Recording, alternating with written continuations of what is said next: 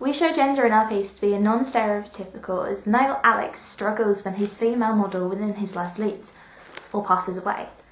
This also shows connotations of a non-stereotypical view that females within our piece are seen to be more dominant between the two. For example, later on in the narrative, in the film's progression, we see how lost Alex is and how he,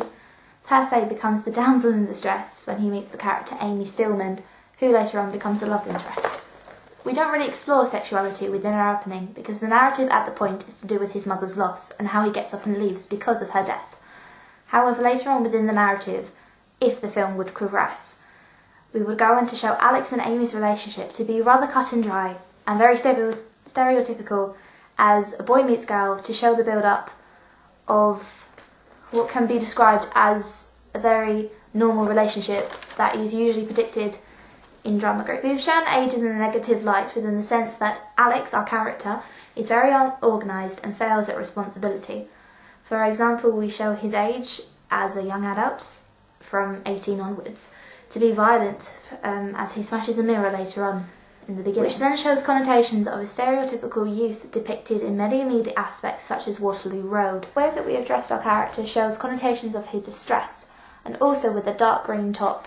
also his underlying jealousy of others who have never lost a loved one and have also had both mother and father figure for the rest of their lives. Within our opening, we didn't really look at ethnicity or disability to the extent we did with age or gender, which now, when evaluating my work, would have been a better idea to explore the subject. We didn't ignore the subsections, and when looking at disability, we decided to have the character Alex disabled mentally, due to the key narrative points in the opening, such as his mother dying and him feeling abandoned. We decided to have our class as meritographic for the mother of Sarah. Her backstory is not shown within the opening due to time, but what would have been shown in the narrative, had the film have progressed, would have been her story of working up from a family based in the D category. So, for example, unskilled workers,